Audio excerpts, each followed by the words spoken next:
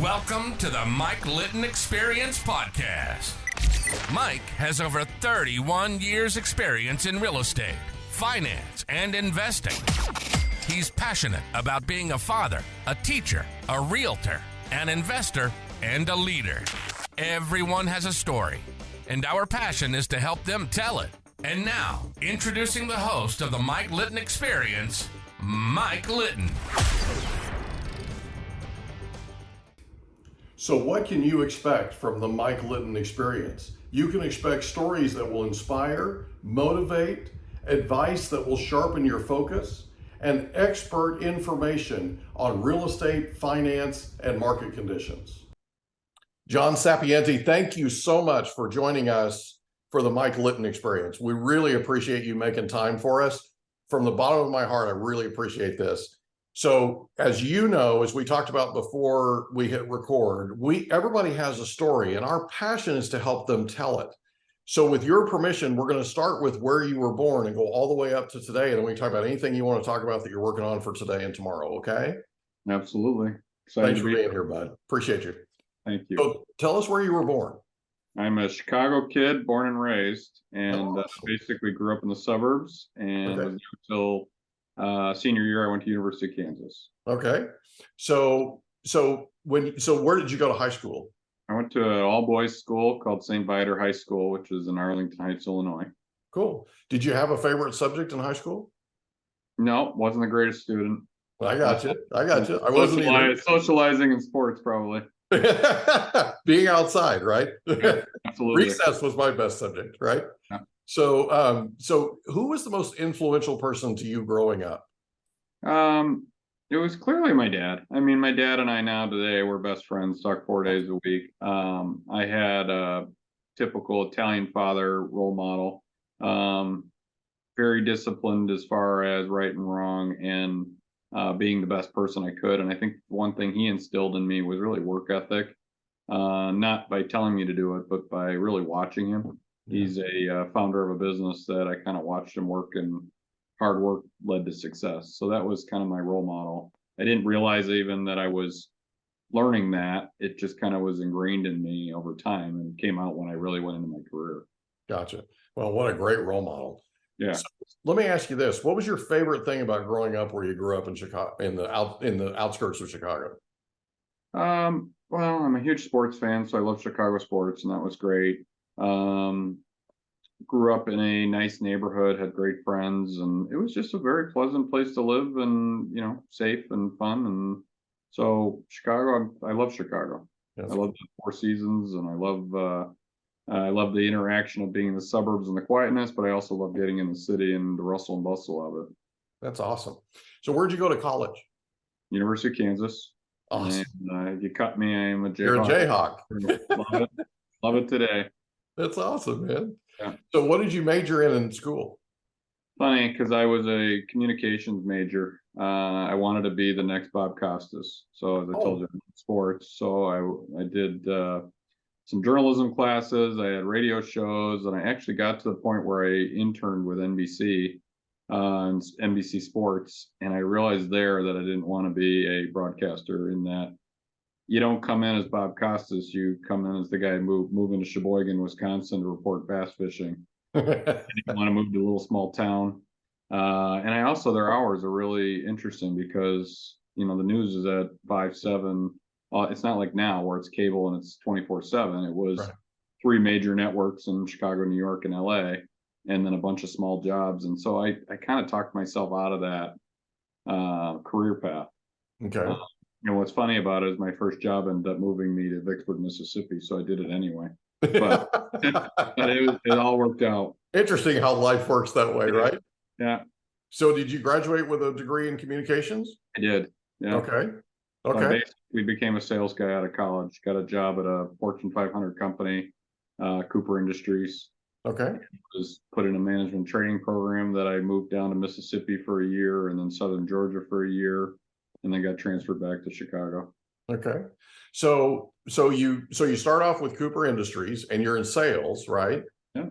How was that?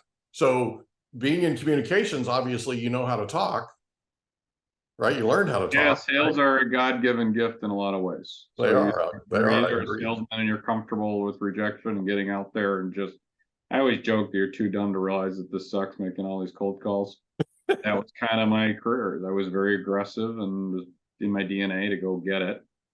And I started a sales career and, corporate America for me I was there 4.5 years. I realized that I wasn't a perfect fit at corporate America because I'm pretty candid and I say what I think.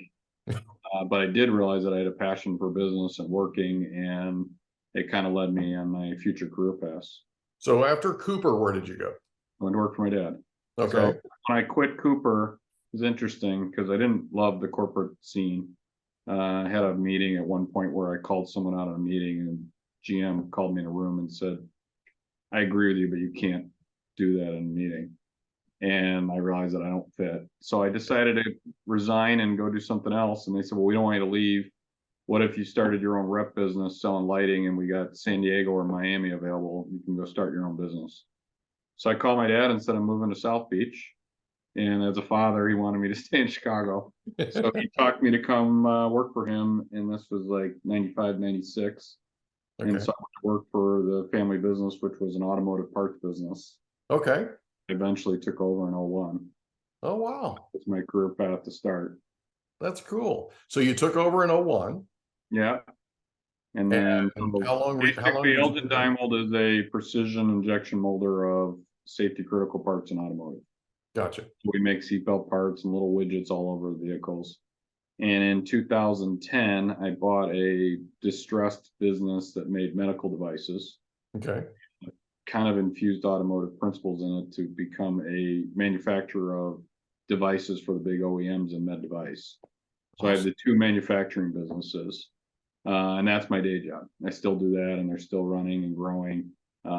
Built a brand new factory next door to the automotive business for Trident, which is the medical business, in 2021. Perfect time for COVID, all the chaos.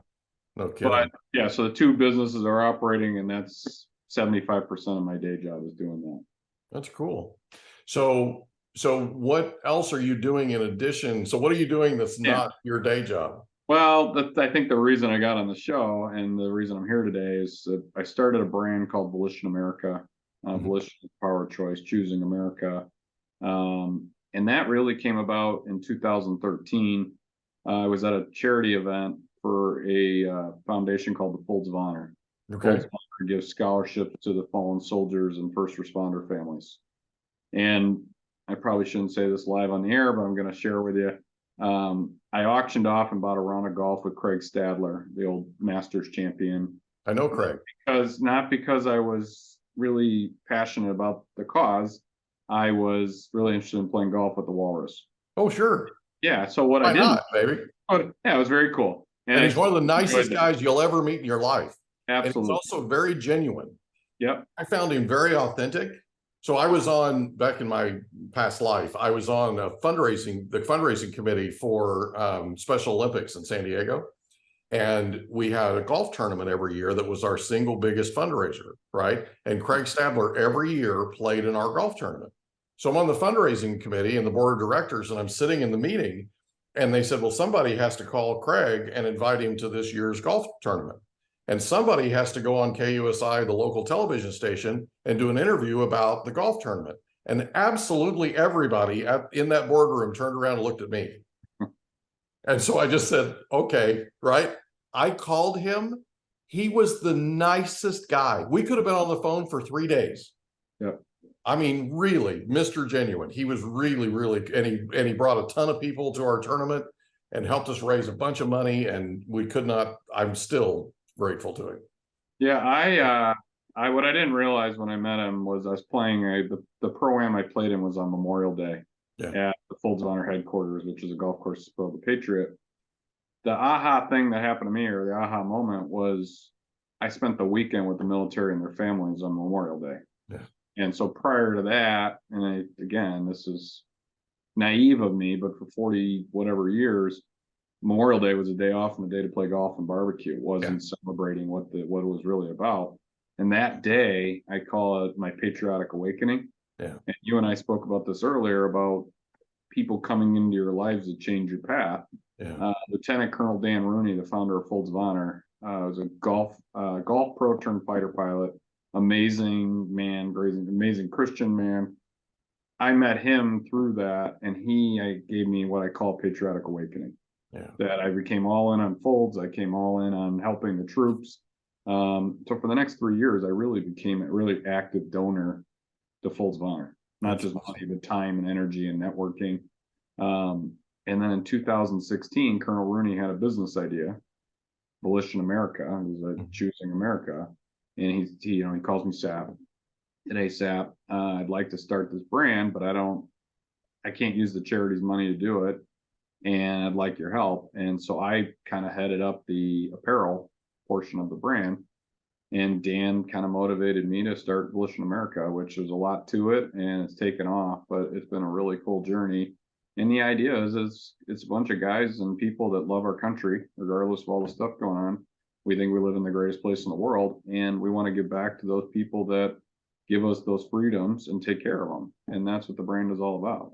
Yeah, I agree with you, dude. I volunteer for the USO at Camp Pendleton here in Oceanside, California, and I'm a huge lover of our military. My father-in-law was actually a war hero in Wow. Vietnam, and I mean, this is so cool what you're doing. Absolutely. I would love to have Lieutenant Dan on with us one of these days. I'd love to interview him. That'd be really cool.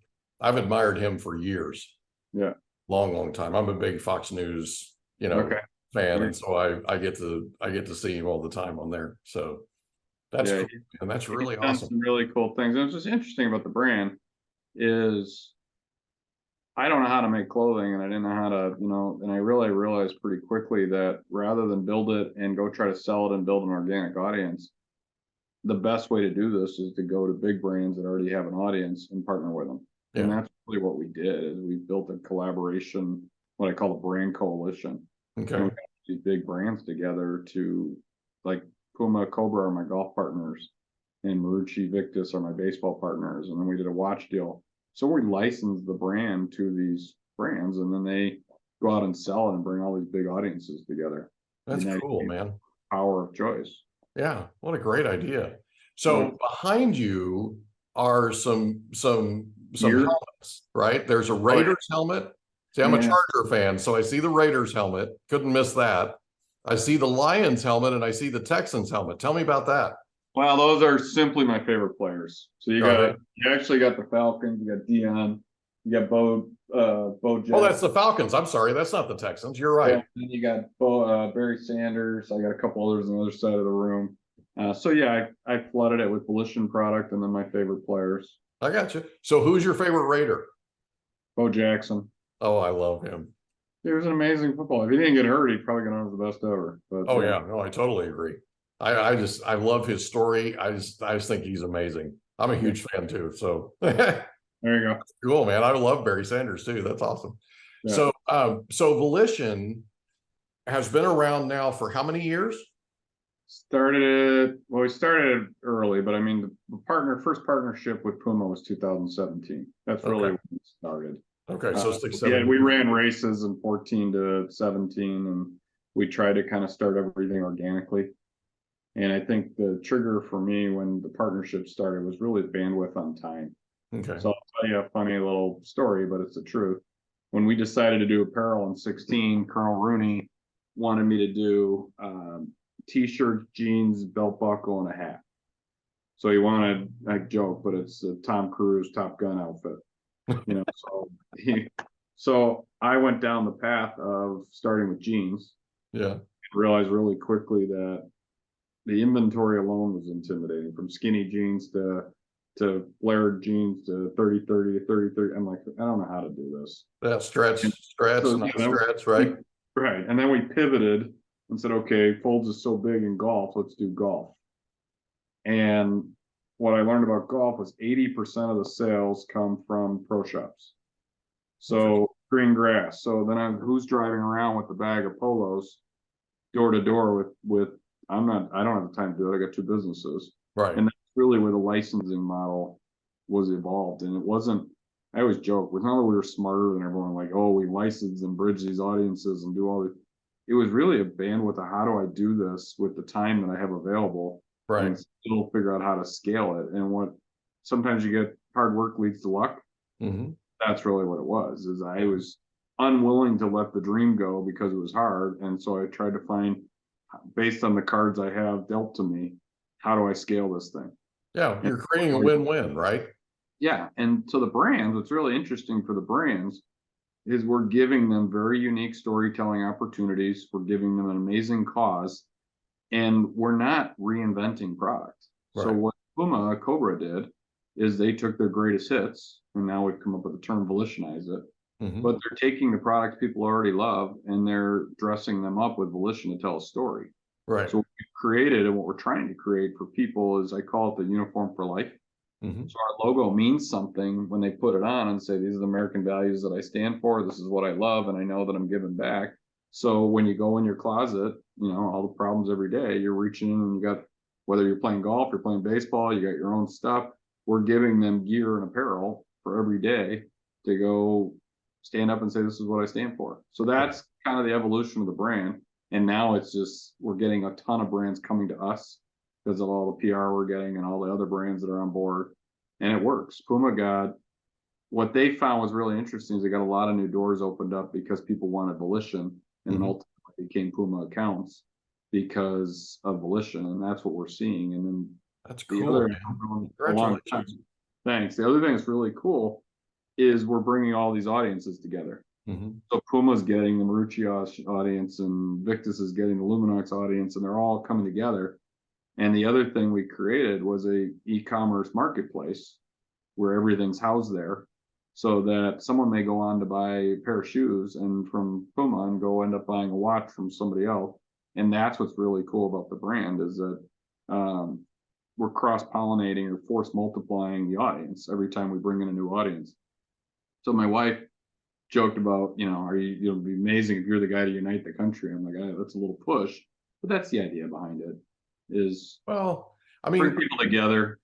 I think one of the things that we've learned during times of crisis, right? 2011 or 2001, right? 9/11, is, we have a patriotic sense in this country and a patriotic spirit in this country. And it gets, I guess, subdued over time. Right. And then things like this hit. And did you ever see a time when we were more patriotic than right after 9/11? Right.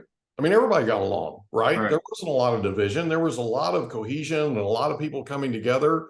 You've probably heard of Black Rifle Coffee, right? Yeah. So a couple of years ago, and this is a real quick story, but a couple of years ago, my wife and I went to Vegas to go to a Raider game of all things, right? And it was a Raider Charger game. There you go. And I went there. It was that one that was the last of the season 2 years ago that was such an epic deal. And if the Chargers won, they went to the playoffs, and the Raiders ended up winning in the extra overtime. Anyway, we were at that game, which was really cool. But I forgot to pack any T-shirts. I didn't pack any shirts at all.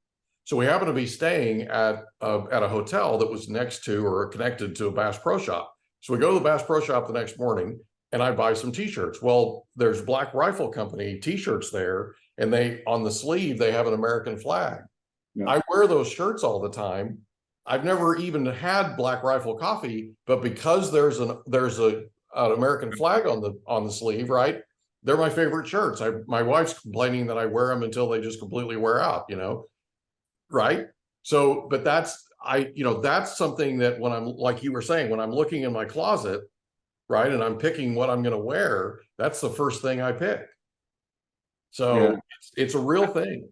I think the thing that I've worked really hard at and is important to the consumers about our brand is we're not political. Yeah. We're not right leaning. We're not left leaning. And I tell people this all the time, is you can be really left and love your country, and you can be really right and love your country. Yeah. So the quote we use at Volition is, you're not red and we're not blue, we're red, white, and blue. So the idea is we're celebrating American similarities and values. Yeah. And that, I'd say everybody celebrates that. The problem is the political side of our country gets in the way of what we think patriotism is. Well, it's the loudest voice in the room, right? Yeah. And so, you know, a lot of times when the loudest voice in the room is doing their thing, people are just subdued, and they still feel the way they feel. There's no politics in a foxhole, right? Right. I mean, Absolutely. let's be honest, right? There's Democrats that die every day, and there's Republicans that die every day, and there's independents that die every day defending our country. Mm-hmm. We just lost 3 of them the other day, right? Yep. So, and 2 Navy SEALs the week before. You know, those are heroes, man. And I love the fact that you had this patriotic. We hope you enjoyed another episode of the Mike Litton Experience. If you did, do us a favor, smash that subscribe button, tell your friends, family, and coworkers about our program, and wherever you get your podcasts, please leave us a rating. It helps us to connect with quality people just like you.